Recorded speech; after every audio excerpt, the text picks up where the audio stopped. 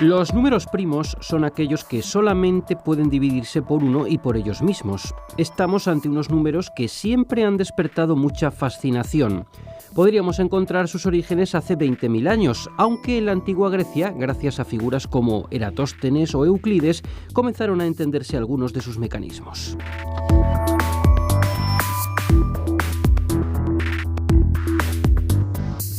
Pero estos números tan especiales siguen teniendo muchos misterios que desentrañar. Recientemente se ha descubierto el número primo más grande, con unas magnitudes gigantescas. También los matemáticos han encontrado un extraño patrón que demuestra que su distribución no es tan aleatoria como se pensaba. Sus aplicaciones en materia de criptografía y seguridad les hacen todavía más interesantes.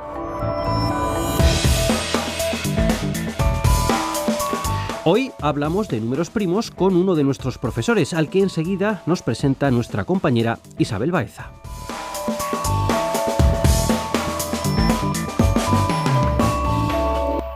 Los siguientes minutos los vamos a ocupar con uno de los temas más interesantes, podemos decir que hasta más fascinantes de las matemáticas, los números primos, y lo vamos a hacer con Roberto Canogar, profesor del Departamento de Matemáticas Fundamentales de la UNED. Bienvenido. Muchas gracias. Hablemos, por lo tanto, de números primos. Quizá lo primero es recordar, saber qué es un número primo. Pues, un número primo se puede definir como un número que no se puede escribir como el producto de dos números más pequeños. Quizá aquí debería hacer una aclaración de que por número entendemos los números de siempre, digamos. Los números, pues el 1, 2, 3, 4, ni siquiera el 0, ni siquiera los negativos del 1, 2 para adelante. Entonces, pues eso, el 7 no se puede escribir como dos más pequeños, mientras que el 6 sí, porque es 3 por 2. Entonces, eso es un número primo. Hemos dicho cuando hemos presentado este programa, pues que es muy interesante, que son números interesantes y que ejercen cierta fascinación. Bueno, decir que un número ejerce fascinación, veríamos a ver si nos introdujéramos más en el tema, que hay muchos números que ejercen fascinación, pero los números primos, ¿por qué son tan interesantes y fascinantes también? Yo creo que la razón principal es que están relacionados con la operación de multiplicar. Hemos dicho que un número primo es el que no se puede escribir como el producto de dos. Los que sí serían los que se llaman compuestos, los números compuestos. Con lo cual, digamos que en la misma definición está la operación de multiplicar. Y la operación de multiplicar, pues, salvo la suma, es la más sencilla. Lo que pasa es que la operación de la suma no suele dar problemas muy interesantes o misterios matemáticos que resolver, mientras que la multiplicación, y en concreto los números primos, sí. En los números primos han dado mucho juego a través de la historia. Los números primos encierran los secretos mayores de la multiplicación, se podría decir. Quizá, por tanto, lo que ejerce verdadera fascinación e interés es esta operación, la multiplicación. Podríamos luego quizá poner algún ejemplo y ver por qué, pero primero saber desde cuándo se conocen. ¿Se han estudiado desde hace mucho tiempo? Pues a ver, sí, se sabe que desde luego los griegos lo estudiaron en profundidad, pero antes de ellos, bueno, se tiene incluso un registro de un hueso, un registro arqueológico de un hueso de hace 20.000 años, que se llama el hueso de Ishanago, en el que aparecen 4 números primos, el 11, el 13, el 17 y el 19. Digamos que aparecen como muescas en el hueso.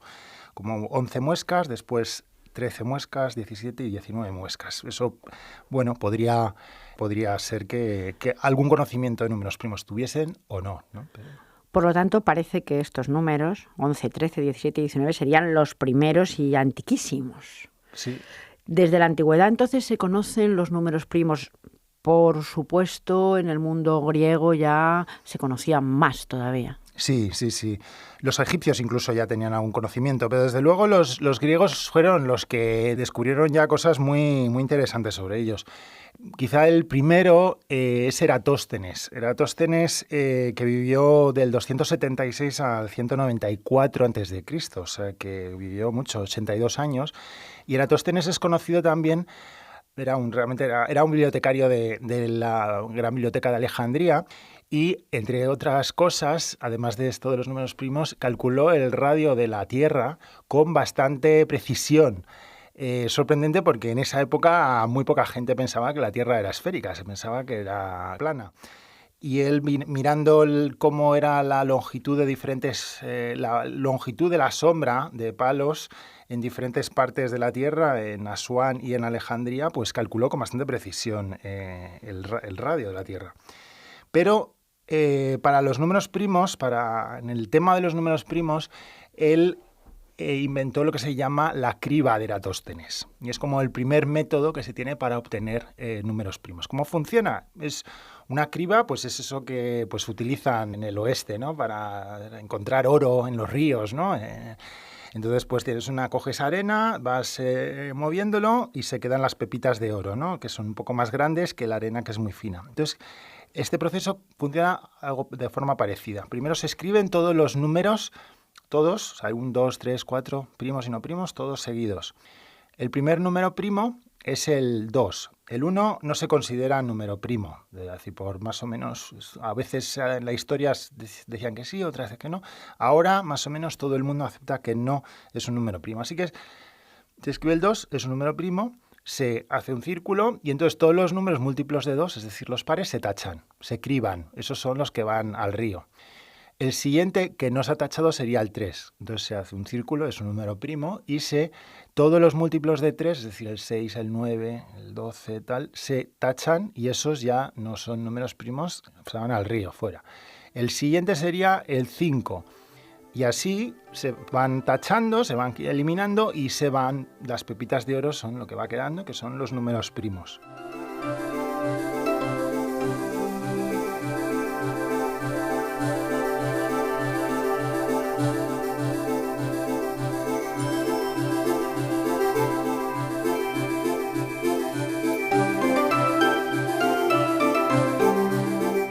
Verdaderamente aquí en este bibliotecario, que también era un científico por lo que estábamos viendo y un matemático, que tenía además una capacidad grande de abstracción, porque por un lado el saber que la Tierra no era plana ya era una abstracción en ese momento, y también un método tan eficaz para ver cuáles eran los números primos, que también exige pues cierta abstracción, no solamente abstracción, sino también tener muchísima curiosidad. Bueno, supongo que la ciencia da eso, gente muy, muy curiosa.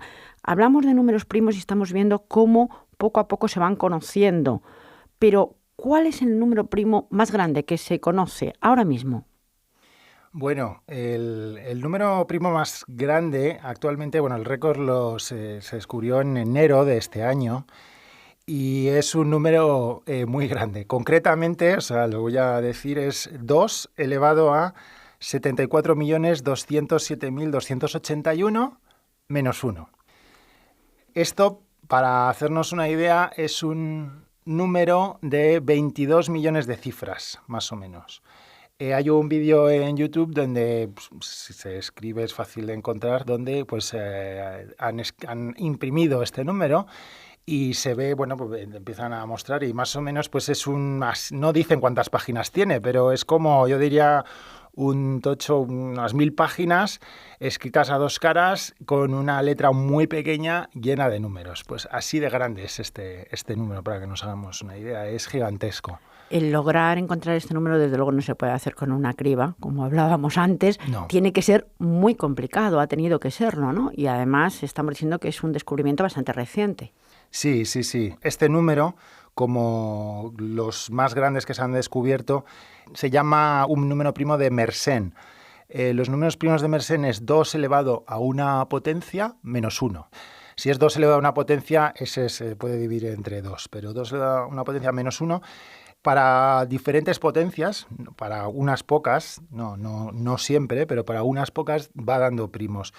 La cuestión es que para este tipo de números primos hay unos métodos muy eficaces que permiten descubrir si es primo o no. Pero en general, digamos, uno se puede plantear cómo se sabe que un número es primo, si no es de este tipo, ¿no? 2 elevado a un número menos 1. Si no te dan un número cualquiera, ¿cómo sabes si es un número primo? Entonces hay dos métodos, digamos, uno que se llama probabilístico y otro que es determinista. Los métodos probabilísticos son muy eficaces y muy rápidos. Básicamente lo que hacen es, te dan un número, el 101, y quieres saber si es primo o no. Más grande en general, el 101 ya se sabe que sí que lo es, pero un número. Y entonces hay un método que depende de un número y que se hace una comprobación. Hay dos respuestas de esta comprobación, que te dice que no es primo seguro o que probablemente sí lo sea. Uno de estos métodos probabilísticos, hay varios, por ejemplo, con el número 101, si quisiésemos comprobar que el 101 es primo, pues es coger un número, por ejemplo, el 2. El 2 lo elevamos a ese número que todavía no sabemos si es primo o no, a 101 menos 1. Y eso lo dividimos entre el número primo, 101. 2 elevado a 100 dividido entre 101. Si saliese 1, entonces puede ser número primo. Si no sale 1, sabemos que no es primo. Con lo cual, eso lo hemos hecho con el 2. Si lo hacemos con el 3, con el 4, entonces cada vez, si lo hacemos con varios números y siempre sale que puede ser primo, si lo hacemos muchas veces, entonces con muchísima probabilidad sí que lo va a ser. Si hay una vez que nos dice que no es primo, directamente ya lo podemos descartar. Entonces por eso se llama probabilístico, porque hay una pequeña probabilidad de que nos equivoquemos, pero muy pequeña.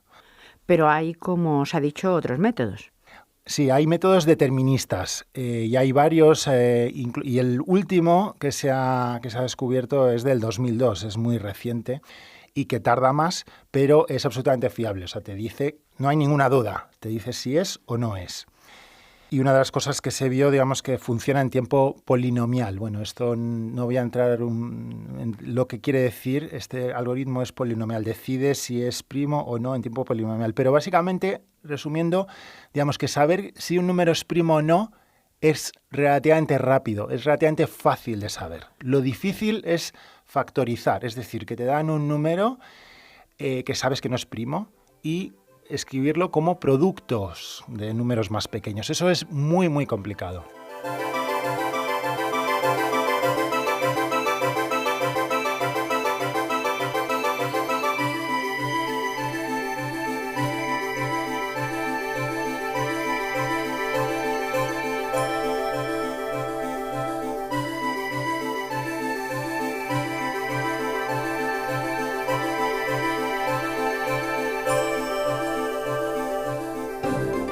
Y en un número tan grande como este que se acaba de descubrir, será todavía más complicado utilizar cualquiera de estos métodos. Bueno, estos números, como es una potencia de 2, elevado a un número muy grande, menos 1, en binario tiene una expresión muy fácil que es todo unos. O sea, básicamente el número este que se ha demostrado que es primo, en binario son 74.207.281 unos. Esa es su expresión binaria. Entonces, eso hace que los ordenadores lo puedan manejar muy bien y puedan hacer muchas operaciones, y hay métodos especiales para este tipo de números, de primos de Mersenne. ¿Y hay infinitos primos? Pues sí, y esto es una de las cosas que descubrió Euclides, otro griego. Hace alrededor del 300 antes de Cristo, o sea que hace mucho tiempo. Euclides es un matemático griego conocido por la geometría, por su libro de los elementos de la geometría, donde escribía muchas cosas sobre la recta, los círculos, pero uno de sus libros está dedicado a números, a aritmética, digamos. Y lo que encontró es lo que se llama el principio de Euclides o el lema de Euclides, que dice que si un primo divide a un producto de dos números, entonces ese primo tiene que dividir a uno o al otro. Eso es algo sencillo, pero es muy, muy importante. Ese principio lo que te permite es demostrar el teorema fundamental de la aritmética, que también algo muy importante en aritmética, y es que si tú tienes un número cualquiera, el 1001, por ejemplo, 1001, entonces solo hay una forma de escribirlo como producto de números primos.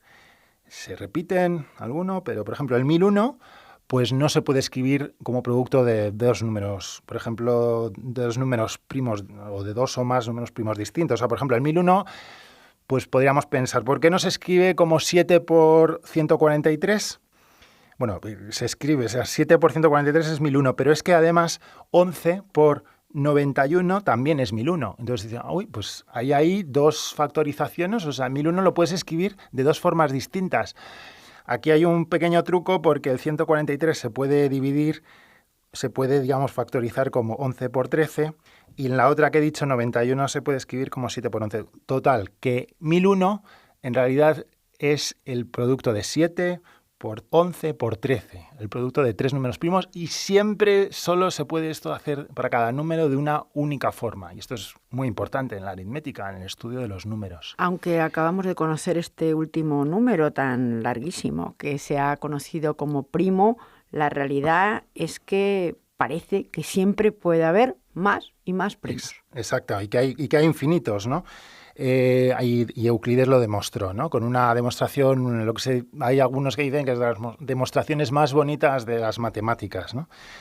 Y básicamente, muy escuetamente, lo que hizo es, bueno, pues si hubiese un número finito de primos, pues entonces reducción al absurdo, o sea, se llega a una contradicción. Vamos a ver que si hubiese un número finito de primos, o sea, si hubiese 10 números primos solamente, pues empiezas a hacer conclusiones y llegas a que debería haber uno más. Pero entonces eso sería una contradicción. Entonces lo único que haces es decir, imagínate que hay solo 6 números primos, el 2, el 3, el 5, el 7, el 11 y el 13.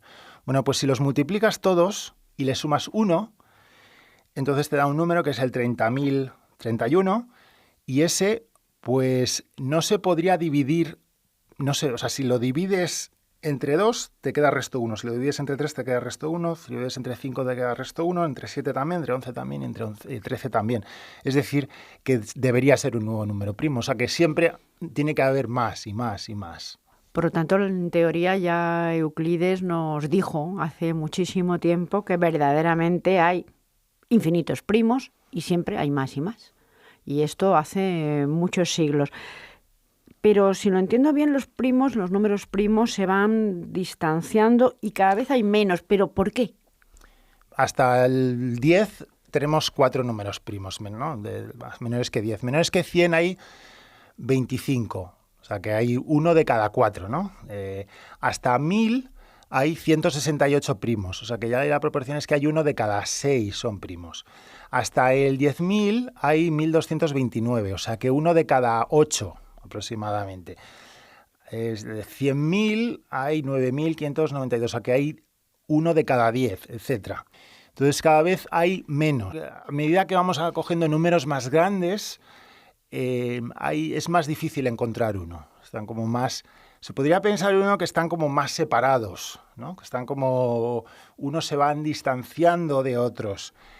Digamos que estas observaciones numéricas, ¿no? O sea, que por ejemplo, pues hasta un millón, por ejemplo, números hasta el 1 millón, pues hay 78.000, etcétera, o sea, uno de cada 12, etcétera.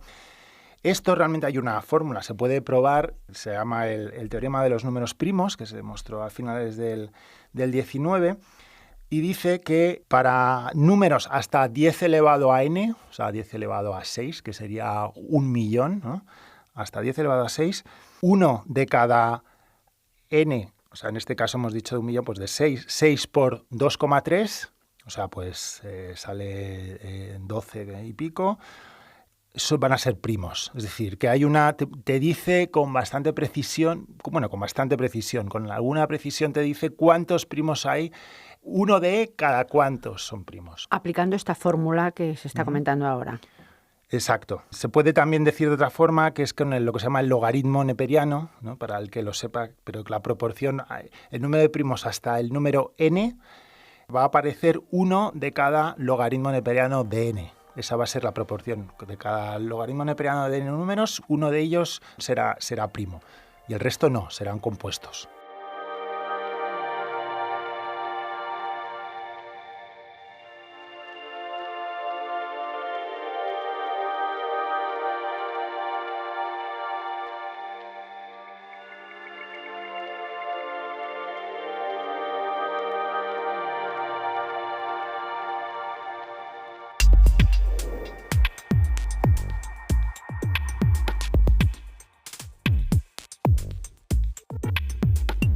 En realidad, para comprender esto, lo que se está diciendo es que la proporción de números primos a medida que los números son más altos es menor.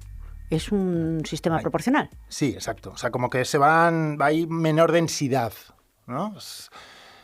¿no? Dicen que el universo se va expandiendo, ¿no? Pues algo así, ¿no? A medida que vamos avanzando en la lista de números, como que los números se van distanciando. ¿Podemos pensar eso? No es del todo cierto.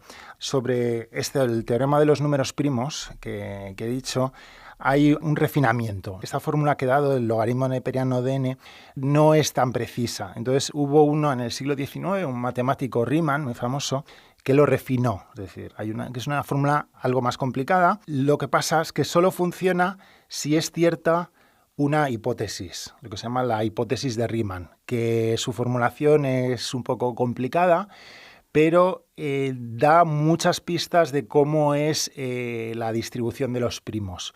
Pero depende de lo que se llama esa hipótesis, la hipótesis de Riemann. Y entonces digamos que ese es el problema estrella, sin lugar a dudas, en las matemáticas, demostrar la hipótesis de Riemann, porque da bastante información sobre cómo están distribuidos los números primos.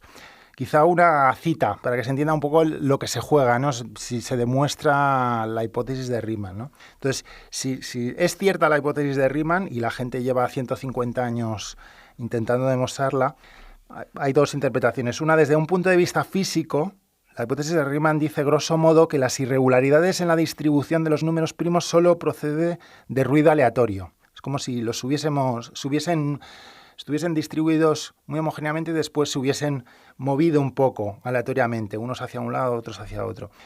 Desde un punto de vista matemático, dice que la distribución de los números primos también es cierta, esta del logaritmo neperiano que di, también es cierta para intervalos mucho menores, con un error de aproximación de la raíz cuadrada de n.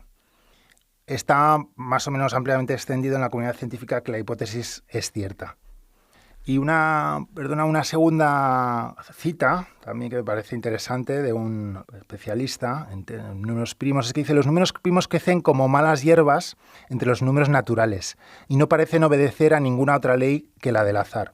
Pero el segundo hecho es aún más asombroso, ya que dice justo lo contrario, que los números primos muestran una regularidad pasmosa y que hay leyes que gobiernan su comportamiento y que obedecen estas leyes con precisión casi militar. O sea que hay ahí como una especie de paradoja y un poco...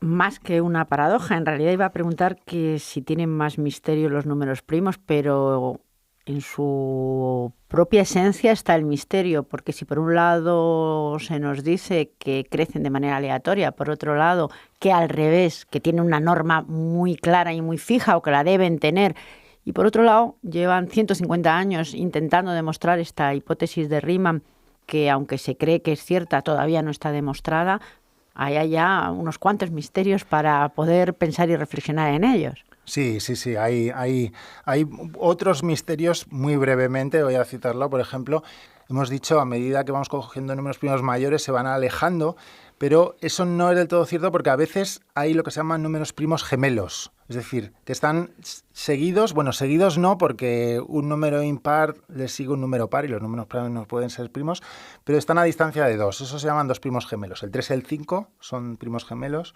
5, 7, 11, 13, 17, 19, etc. Se piensa que hay infinitos de estos, o sea, a pesar de que se vayan separando, pero miramos muy lejos, números muy grandes, siempre vamos a encontrar de repente dos que están lo más próximo posible.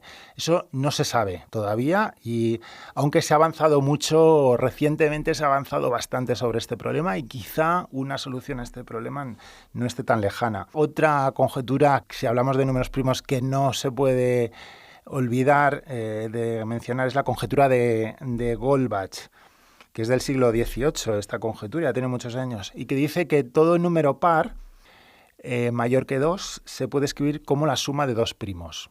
Es algo así como muy sencillo de decir, pero ha vuelto locos a todo el que lo ha intentado.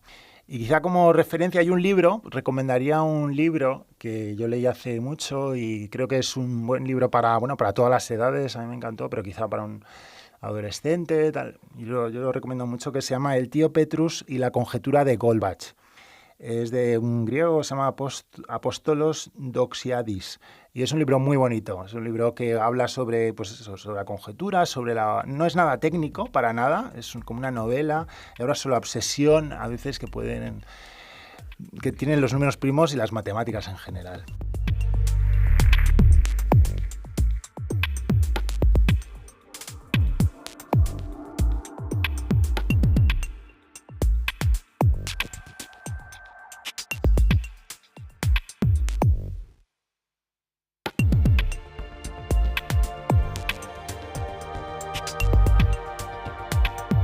Está claro, y lo hemos dejado yo creo muy claro a lo largo de todos estos minutos, que los números primos son interesantes, son fascinantes y además hacen que pienses continuamente si te pones a reflexionar un poco. Eso está muy claro desde los tiempos mucho más antiguos, por supuesto los egipcios, los griegos, hasta hace nada, en el que se ha descubierto este último número tan enorme.